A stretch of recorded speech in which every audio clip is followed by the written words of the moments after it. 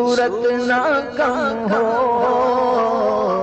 میں آپ کو صبر سے متعلق چند مدنی پھول عرض کر رہا تھا۔ یاد رکھیے صبر کی وجہ سے قلبی قوت میں اضافہ ہوتا ہے، یہ اتنی بڑی نعمت ہے صبر۔ حضرت سیدہ ابن عمر رضی اللہ تعالی عنہما فرماتے ہیں، دو عالم کے مالک و مختار صلی اللہ تعالی علیہ وسلم فرمایا، جو مسلمان لوگوں کے ساتھ مل جل کر رہتا اور ان کی طرف سے پہنچنے والی تکالیف پر صبر کرتا ہے، وہ اس مسلمان سے بہتر ہے جو لوگوں سے میل جول نہیں رکھتا اور ان کی ایذا پر صبر نہیں کرتا۔ لوگوں میں رہتے تو تکلیف ہوتی ہے نا، ملنے میں، بات کرنے میں، طرح طرح کی لوگ تکلیفیں دیتے ہیں۔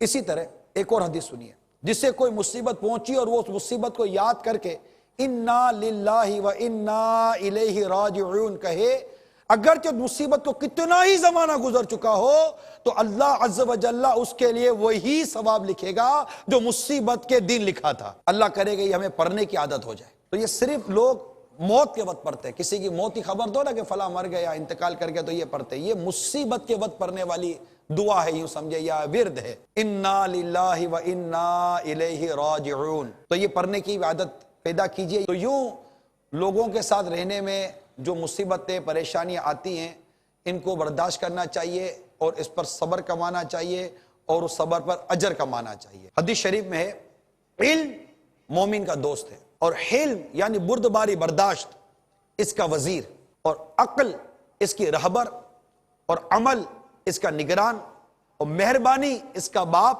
اور نرمی اس کا بھائی، اور صبر اس کے لشکر کا امیر یعنی جرنیل ہے۔ یہ ہے صبر۔ ہمارا تو پاؤں پھسلا، گالی، کسی نے موٹر سائیکل ماری تو معاذ اللہ گالی۔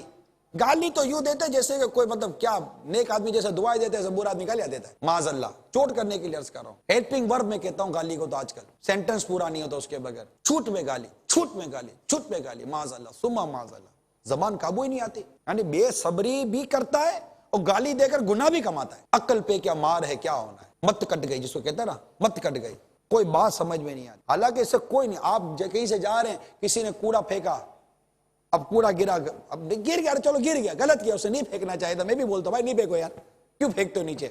گھر کے باہر ڈسٹ بن رکھ لو نا، گھر کے اندر، گھر کے باہر بھی، گھر کے اندر بھی رکھو، نہیں پھینکو۔ اب پھینک دیا نا اس نے، غلطی ہو گئی نا اس سے، اوے جانتا نہیں ہے، ابے نیچے آ، او پھر جو وہ اپنا پورا تعارف کروائے گا اس کو نا، اس سے پھینک کر غلط کیا۔ اب یہ آپ کیا کر رہے ہو؟ ثواب کما رہے ہو، کیا کر رہے ہو؟ جبکہ ایک بزرگ رحمت اللہ تعالیٰ علیہ کہیں سے گزر رہے تھے، اوپر سے کوڑا گرا، آپ نے اللہ کا شکر ادا کیا۔ لوگوں نے حضور یہ شکر کا کون سا مقام ہے؟ ارشاد فرمایا، جس پر آگ پھینکنی چاہیے، اگر کوڑا پھینک پر اکتفا کر لیا گیا تو مقام شکر نہیں ہے۔ اللہ والوں کی سوچ کیا، مدینہ سوچتی۔ ایک بزرگ کی زوجہ کے انگوٹھے کو ٹھیک ٹھاک چوٹ لگی، مسکرا رہی ہیں۔ آپ نے فرمایا کہ تمہیں تکلیف نہیں ہو رہی؟ کہ ہو تو رہی ہے، مگر اس پر جو صبر مل رہا ہے نا، اس کو سوچ کر مجھے تکلیف چلے گی، مجھے خوشی نصیب ہو رہی ہے۔ یہ کیسی سوچیں تھے ان کی، کیسا انداز تھا ان کا، مصیبتوں پر صبر۔ یہاں تو اب بیچارے کا اسکوٹر کا بریک فیل ہو گیا، یا تیز چلا رہا تھا، اچانک سگنل آ گیا، آپ نے مارا بریک، اس نے مارا بریک، نہیں لگا، ٹھا، اب اتریں گے نیچے، پہلے گاڑی کا بمپر دیکھیں گے، کیوں؟ اندھا ہے، اب اس کے بھی دو آنکھیں، اندھا تو تھا نہیں، اس سے بھی اتر کے بتانا ہے کہ میرے کو یہی پتا ہے کہ ناک کدھر ہے، منہ کدھر ہے، وہ مارے گا پہلے ہاتھ، اور آپ بھی مارو گے۔ بھائی اگر آپ نہیں اترتے، آپ کی اپنی گاڑی ہے، نہیں اترتے تو کیا؟ چلو اترا، بل فرق کو ایسی صورت بن بھی گئی تو لڑائی کرنے کی کیا ضرورت ہے یار؟ اگر کوئی نقصان ہو گیا، کوئی نقصان کا مطالبہ کرنا ہی ہے تو کرنے کے کوئی طریقہ بھی تو ہوتا ہے نا، لڑ کے ہی کام کرنا۔ ہمارے یہاں تو جھوٹ میں لڑنا ہی ہے یار، بدلہ ہی ہے، برداشت ہے ہی نہیں، صبر ہے ہی نہیں۔ کوئی سائیڈ مار کر نکل جائے گا، اب پتہ ہے کہ کار ہے، شیشہ چڑھا ہوا ہے، اندر اے سی چلا رہا ہے، پھر بھی روڈ پہ گالیاں دے رہا ہے اس کو، وہ سن تھوڑی رہا ہے، کس کو سنا رہا ہے گالی؟ نامہ اعمال میں لکھوا رہا ہے اپنی گالیاں، فرشتوں سے حیا نہیں کرتا۔ وہ غلط کیا، اس نے تم کو غلط سائیڈ ماری، میں مانتا ہوں بھائی، میں اس کی تائید نہیں کر رہا، میں تو آپ کو سمجھا رہا ہوں کہ اگر کوئی ایسی چوٹ لگ گئی، کوئی ایسا کسی نے تکلیف دے دی تو صبر کب کرو گے بھائی؟ کیا کوئی جی حضور کیا حال ہے آپ کے، ماشاءاللہ کتنے حسین لگتے ہیں، تو کیا آپ اس پر صبر کرو گے؟ آپ اس نے میری تعریف کیوں کی؟ کہ تعریف پر بھی تکلیف ہوتی ہے، صبر تو کیا تکلیف ہو جاتا ہے، اور آپ تکلیف پر چلا رہے ہو۔ صبر کب کریں گے آپ؟ جب آپ کو کوئی تکلیف دے گا۔ کسی نے تکلیف دی نہیں تو صبر کدھر کا بھائی؟ کسی نے پریشان کیا ہی نہیں، کوئی مصیبت آئی نہیں تو تکلیف، صبر کس چیز کی؟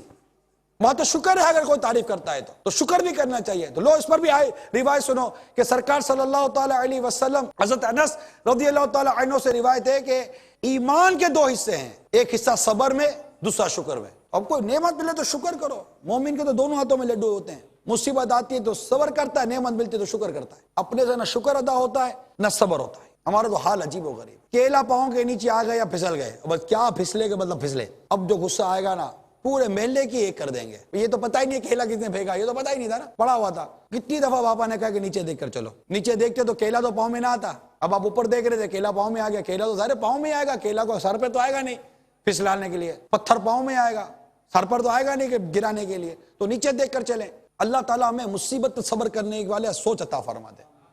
بہت موقع ملتے ہیں سڑکوں پر، ٹریفک میں، بس میں، ویگن میں، رکشے میں، ٹیکسی میں، پڑوسی کے ساتھ، بھائی بہن، والد والدہ، ہر جگہ صبر کا موقع بہت ملتا ہے. کیونکہ یہاں زبان کسی کے قابو میں نہیں ہے. اتنی زبان سے لوگ ایک دوسرے کو تکلیف دے رہے ہوتے، اتنی تکلیف دے رہے ہوتے ہیں مت پوچھو بات. تو صبر کرو نا، اور نیکی کی دعوت بھی دے کہ وہ تکلیف نہ دے. میں یہ نہیں کہتا کہ وہ بلا اجازت شرعی دل آزاریاں کر کے گناہ کمائے نہ اپنے صبر کماوے، نہیں، وہ گناہ نہ کماوے، لیکن حالات بہت عجیب و غریب ہیں. تو صبر کرنا سیکھیں، ضبط کرنا سیکھیں، برداشت کرنا سیکھیں اور دین پر ڈٹے رہیں. میرے آثار کا صدقہ الہی، میرا جذبہ کسی صورت نہ کم ہو.